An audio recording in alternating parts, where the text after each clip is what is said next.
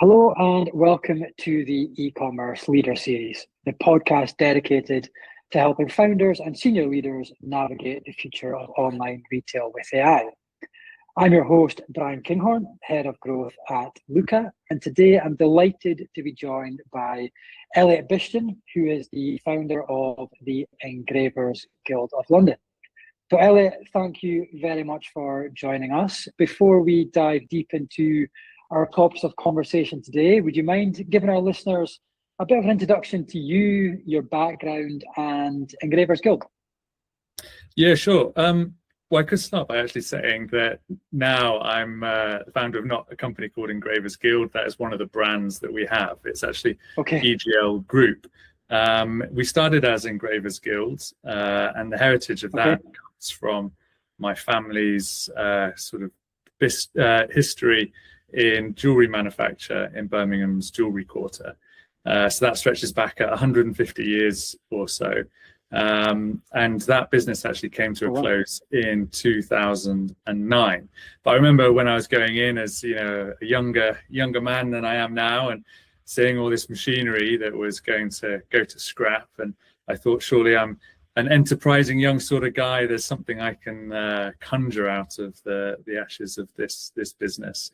So I didn't know what most of the machinery did. I didn't really know what a soldering iron was or a tumble machine, but I did know what the purpose of an engraving machine was. So I said to my dad, don't scrap those, put those up in the attic. And then 10 years later, or so, I got them down and put a few pairs of cufflinks online, offered with the option of engraving, and started from there really. And that was Engravers Guild of London.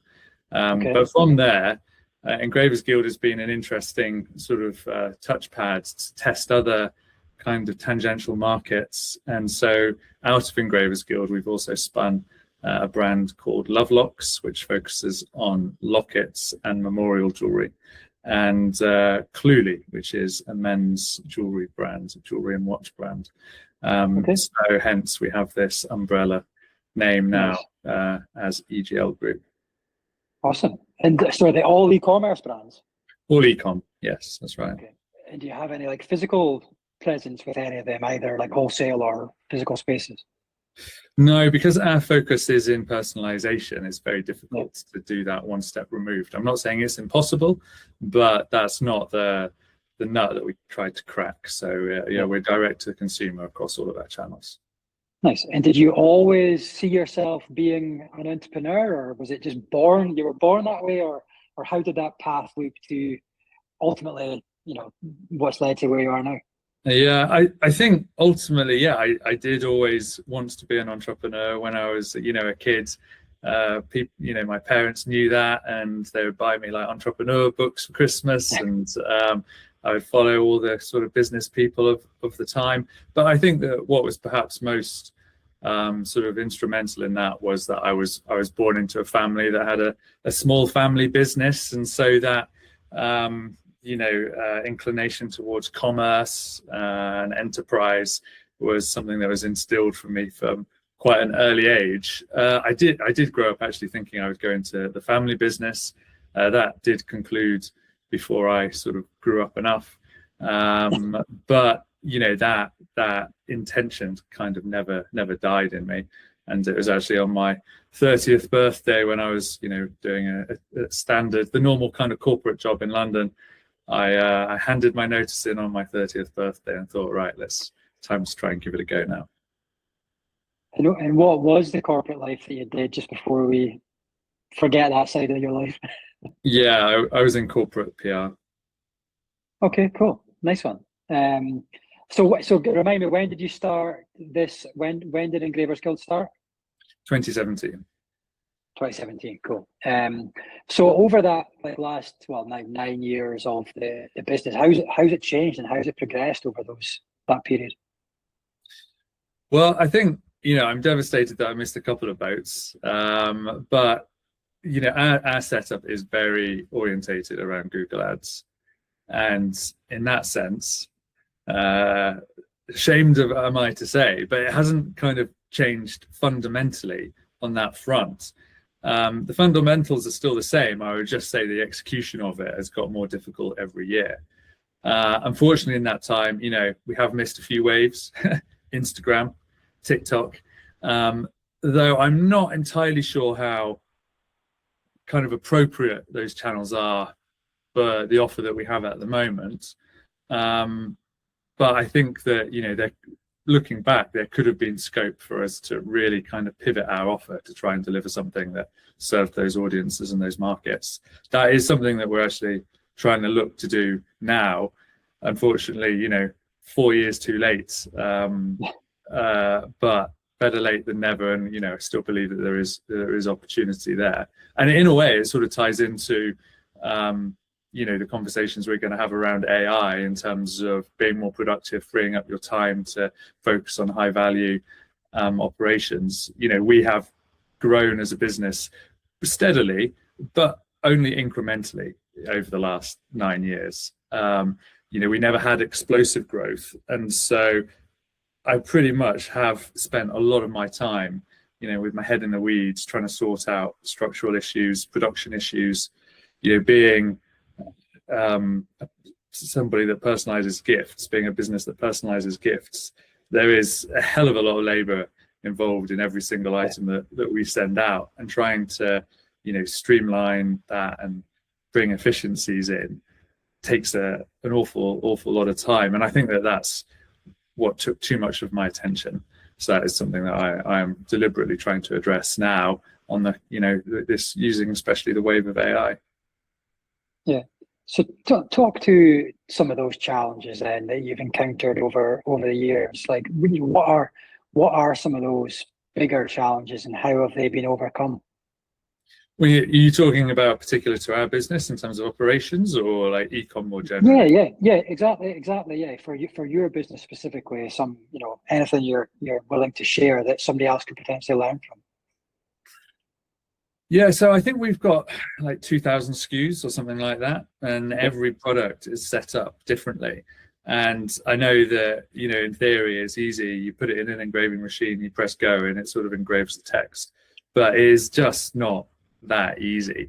There's a lot of data involved in every order, whether that's the engraving details, the font, the positioning, the sizing, the gift card details, the color of the metal, the type of chain that's used. There are all these variables, which just makes the fulfillment of every order an absolute headache. And, you start off kind of, I started doing it myself.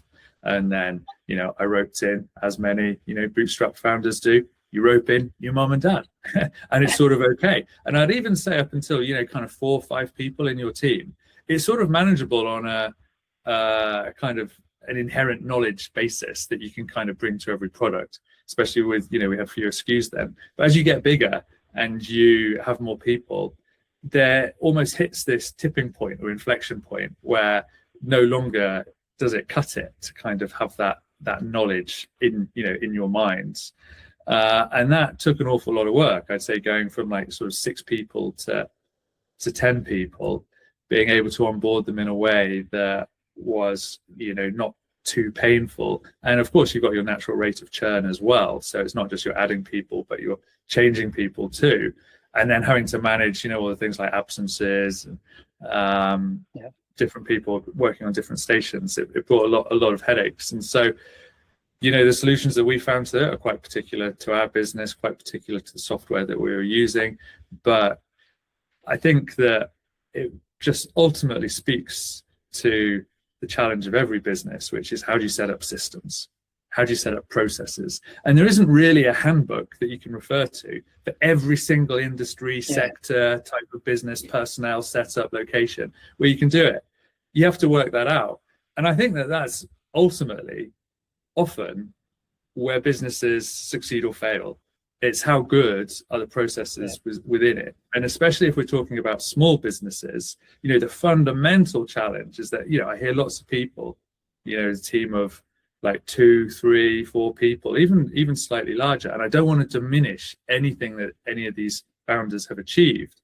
But when they talk about their business, I think, hang on, is it? Like, if you stepped out, would there still be a business there? And very often the answer is no, not really, there wouldn't. And that's because they don't have the processes and systems in place. So I think it's really difficult to go from, especially when you've only got kind of slow incremental growth, nothing that's like off the charts, which, makes it your starry proposition for investors and things.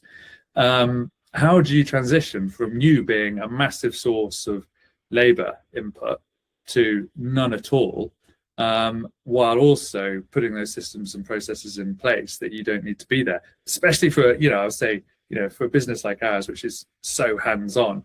And we can't unfortunately pay the wages of like a dev guy or these kind of high performing professionals. So how does that all happen? And I don't think that there's a short answer really, other than you've just got to work your way through it. And unfortunately, we're going to get onto these points as well in your AI chat, but business for growth and development is about one thing really: identifying where is the bottleneck and how can I release it. And for 5 or 6 years, probably I have been the biggest bottleneck in the business. But even having the knowledge of it is one thing, being able to release it is another, especially when you're going through a period of increasing, a very challenging period in the industry and in the sector, especially since post-COVID. So that would be kind of my attempt at answering your question in a rather long-winded way. And so how have you like unblocked that bottleneck then of yourself? Well, I'd say we're only just getting, hopefully, we're just getting to that point where I can properly sort of take a step out of the business.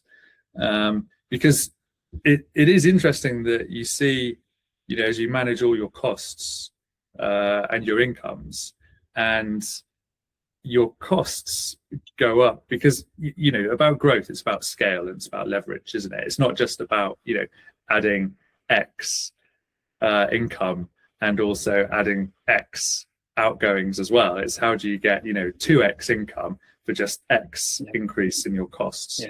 And that's really hard. I'm in the business with my brother as well, so essentially we had 2 resource contributors that were fundamentally adding to like a production output.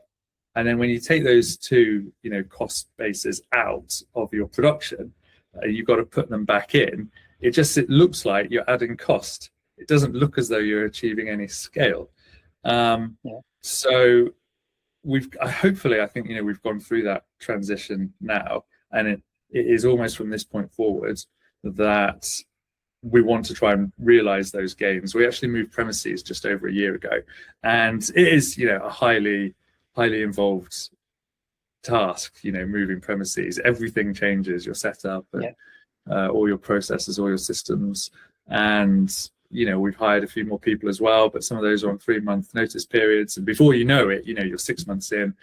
Christmas is largely the be and end all for our business, so that takes total attention going through Christmas. And so it's kind of up to this in the first period of this year, that we're looking at opportunities for growth. So hopefully if we have this call again in another year or 2 years, then I'd be able to tell you how the next phase has gone. So that's a good point you just made about, I suppose there's a peaks and troughs element to your business naturally because it is gifts. So do you have to, as the example you've just used there about Christmas, do you need to take in temporary staff and things like that to help manage production or not? Yeah, I think you'll find most gifting orientated businesses will double their, well, maybe not double, but significantly upscale their workforce during those times. So again, that's when you really need to have processes and systems in place that everybody really knows what they're doing. It is definitely more onerous than taking an item, putting it in a box and sending it out the door with a DPD label on. Every stage requires input. Nice. So I suppose you've touched on it a couple of times already. We are obviously an AI tool, so it'd be good to have that conversation around how you guys are using AI within your business. And it's cool because this is obviously we interview e-commerce leaders from a variety of different areas. Personalized gifts isn't one that we've had too many conversations around. So it'd be interesting to hear how you're using AI either for a front end customer side of things, or for you as a business owner. Do you want to just explain a bit about how you've been using AI within your business and how it's been benefiting you? Yeah, well, I'll put my hands up straight from the beginning and say that we are not doing as much as we should be doing by any means at all. And I'm totally aware of that. But in terms of kind of how we're using AI, I think there's, two ways it can be used. One, which is to increase the individual productivity of team members, which I'd say, we're hot across that, like everybody else. But secondly, which I think is more exciting, is how can AI fundamentally transform your processes, or how can you transform your processes with the input of AI? And that is where we are not so good at. I guess, for e-com businesses, I was speaking a bit about bottlenecks earlier, and for e-com businesses, there will always be a bottleneck on selling enough. I've never come across an e-com business which says, "Oh, we're selling too much." So I think for e-com businesses, the real unlock of AI is how you can transform your marketing with all the new tools available, and do it in a way which is not just go on ChatGPT, generate an image, go on Meta, try and do that. As I'm looking at people online, they're talking about creating 40 new ad sets a day, and it's all automated and all kind of constantly updating and learning. And we've barely touched the surface of that. Most of our stuff is actually done on Google Ads, so I'm not sure that we even have the opportunity to touch the surface of it at the moment. But that is where we're going to be looking to see if we can move the needle. Otherwise, we've automated in our dev work, we've incorporated AI, but I think that really again is just another example of where our dev is able to increase the productivity of his time as opposed to transform the business. The challenge for businesses, especially small businesses, is I think that there's just a huge implementation gap. As it's all very well to have the knowledge that this is possible, but you've actually got to carve out the time and the resource to be able to address it, because it's a hell of a lot longer to create a whole new system, even with the use of AI, to fulfill this semi-regular task that you're doing, than just doing the semi-regular task yourself for the first for the next 20-30 times. And so you think, well, what's that point in which I should actually be disciplined with myself and break away from doing it and just spend all this time to learning how to apply AI? And that is hard. And I haven't actually come across many great examples of small e-com players that are that proficient in kind of setting it up all the time and building their lovable apps and everything like that. So in terms of what we're doing, I'd say we're basically individually more productive. But business-wise, we are not quite there yet to be implementing AI into our actual systems. So for you then, as the leader of the organization, is there any tools or examples of things you're doing with AI to help you lead the business? Well, we have all of our quarterly reports, and I just pretty much feed everything into ChatGPT or Claude or Gemini. That is kind of the long and short of it at the moment. And I know some people say that it's got shortcomings in creating strategy, but my personal view is that the strategy creation of a lot of these tools, as long as though you're stress testing it, is absolutely excellent. You can set it an objective and say, right, this is the objective, this is what I'm thinking, and you can come to some pretty coherent, plans. Before I worked in PR, I did a short stint in advertising and brand building in London, working for, you know, what was considered a top agency. And so I was surrounded by people who were meant to be at the top of their game.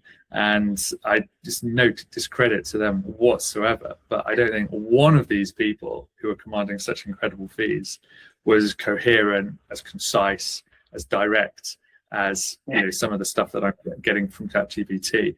And so a lot of AI use at the moment, especially for me, is just trying to elevate yourself as an individual and a professional and a business leader.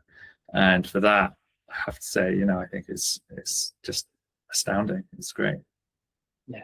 Yeah. No, I think that's a big part of it. I think now, you know, we've now got more access to data, dashboards, reports than we've ever had before, which is great on one hand, because you've got everything that you could possibly need as an e-commerce business to go and understand your business.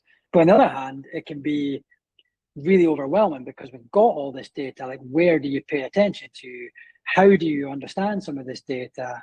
So I suppose that's where the challenge comes in, and that's obviously what we're trying to achieve and look at. But how have you managed to, you know, help, or are you using AI to help with decision-making processes that you're going through on the, you know, the critical decisions you've got to make about the business? Like, as a leader, you've got all these decisions to make, small and large, on a daily basis. So have you been utilizing AI to help you with any of that?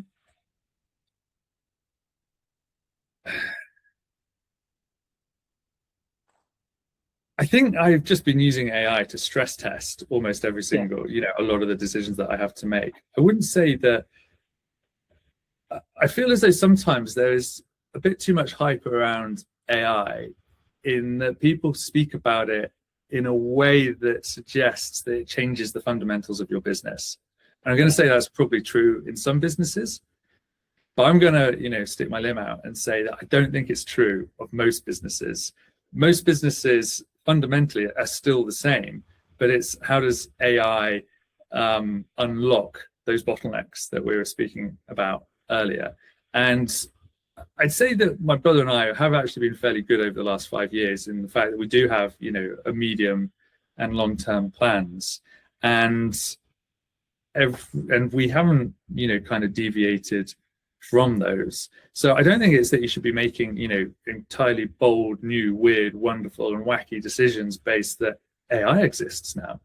It's just reassuring yourself that you're going about it in the right way. So we, you know, beyond running reports through the AI tools,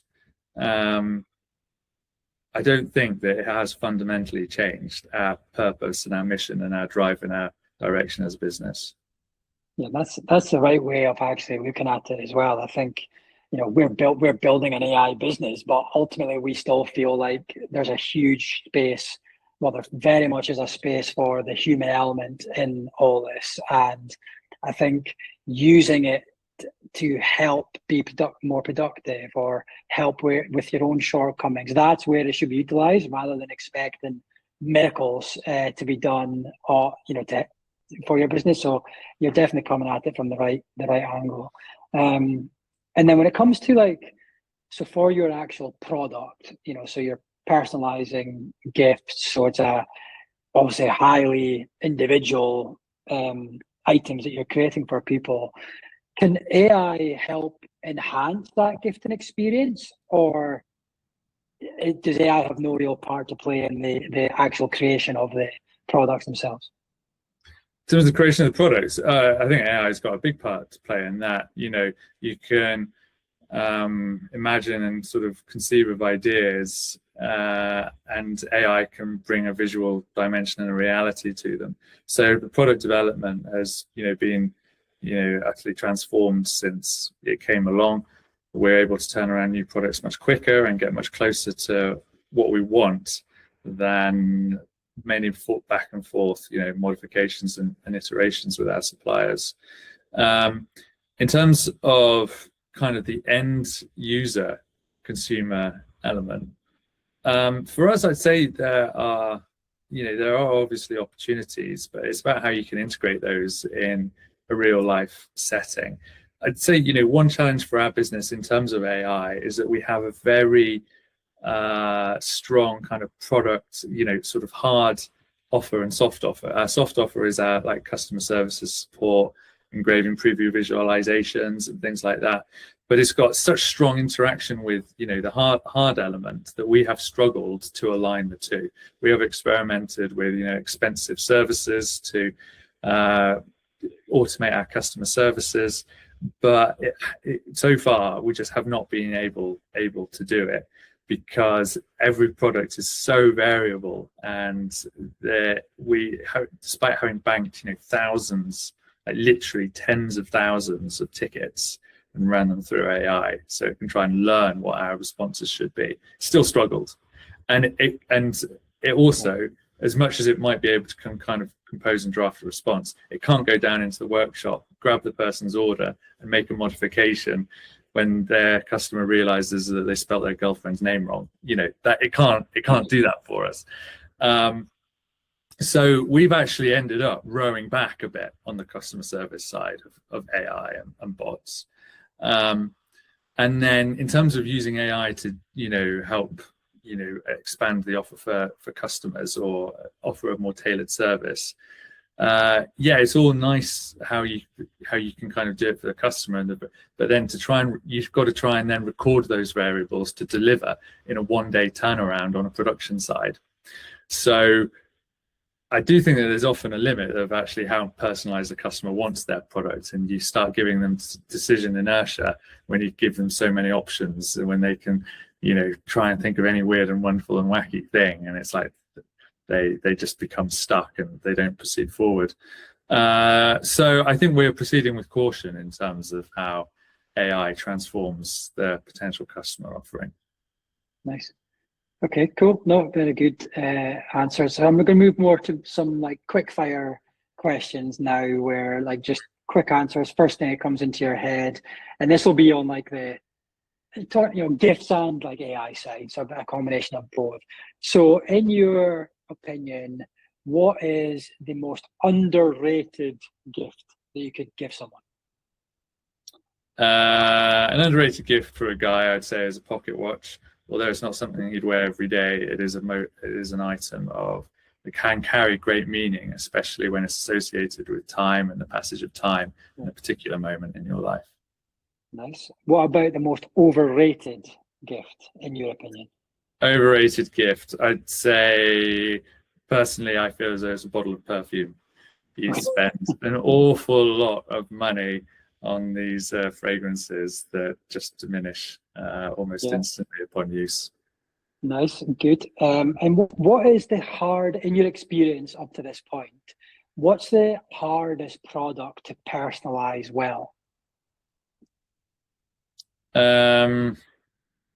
I'd say leatherware, which is a pure production answer to you. Leatherware is very difficult to personalize because the texture and grain of the leather is different from every single item, and batch to batch there's no consistency. Even though it may look visually almost identical, it's very difficult to treat. Nice, awesome, good answer, very interesting. One occasion that people like underestimate or don't think there's not enough attention given to certain occasions that it's a gift opportunity? I'd say maybe retirements. I know that in years gone by, retirement was a really big thing for somebody, as they'd worked at the same business for decades often.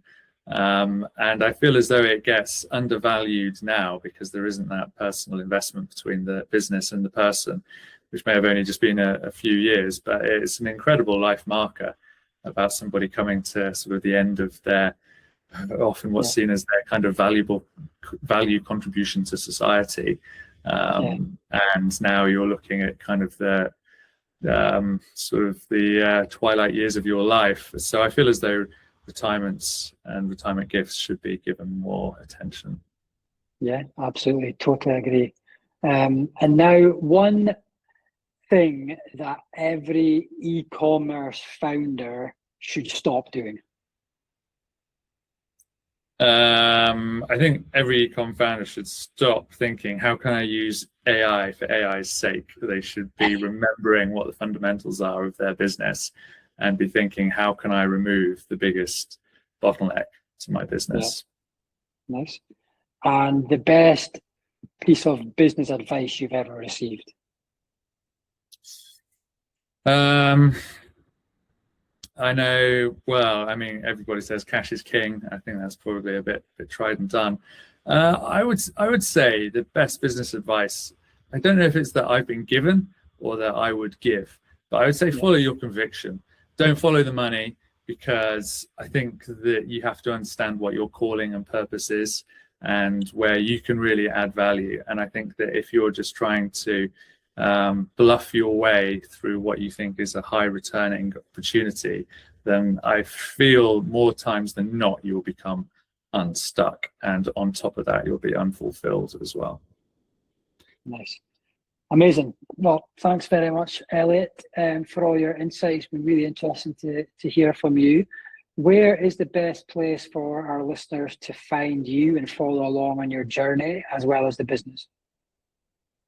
Well, most things are tracked on the business, so you can follow or go to engraversguild.co.uk or lovelox.com. Lovelox spelled Lovelox. Cool.